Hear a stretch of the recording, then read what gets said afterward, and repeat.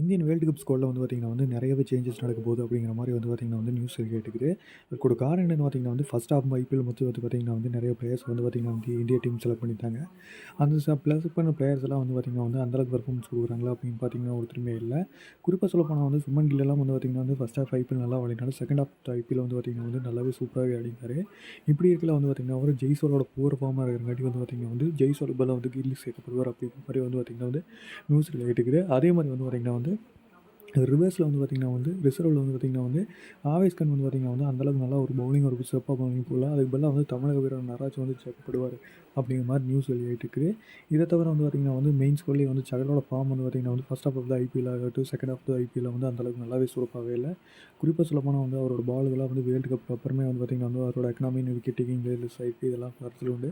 அதே சமயம் வருண் சக்கரவர்த்தி ஒரு கொல்கத்தா அணிக்காக எல்லா வருஷம் போல் இந்த வருஷம் சூப்பராகவே போட்டுக்கிறங்காட்டி அவர் சேர்க்கப்படுவார் அப்படிங்கிற மாதிரி சொல்லிட்டு, இதை தவிர அபிஷேக் சர்மா போன்ற வீரர்களாக வாய்ப்பு வழங்கப்படுமா அப்படிங்கிற மாதிரி ஒரு பேச்சு எடுக்கிட்டாலும், அபிஷேக் சர்மா ஒரு ட்ராவல்ஸாக வேணால் போகிற இங்கிலீஷ் ஃபுட்பாலில் அவர் ஆனால் உடனே அணியில் எடுக்கிறது இப்போதைக்கு சாத்தியமில்லை அப்படிங்கிற மாதிரி சொல்லிக்கிறாங்க.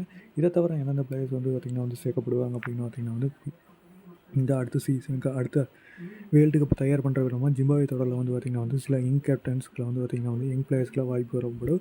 அதே மாதிரி ரிஷப் பண்டும் அந்தளவுக்கு ஒரு பெரிய ஃபார்ம் இல்லாத காலத்தினால அவர் எப்படி இருந்தாலும் போவார். ஆனால் மெயின் கீப்பராக ரிஷப் பண்ட் ஆடுவாரா, சஞ்சு சாம்சன் ஆடுவாராங்கிறது சில வார்ம் அப் மேட்ச் எல்லாம் பொறுத்து தான் முடியும். இப்படி இருக்கல ஃபஸ்ட் எடுத்தோன்னே ரிஷப் பண்டுக்கு தான் வாய்ப்பு கொடுப்பாங்க அப்படிங்கிற மாதிரி இருக்குது. சிவம் துபை என்னதான் ஒரு மேட்ச் ஆர்சிபி கூட இருந்தாலும் சிவம் துபை நல்ல ஒரு ஃபார்ம்லேயே இருந்ததுங்காட்டி அவர் தொடர்ந்து டீம் மேனேஜ்மெண்ட் பேக் பண்ணுவாங்க அப்படிங்கிற மாதிரி தெரியுது.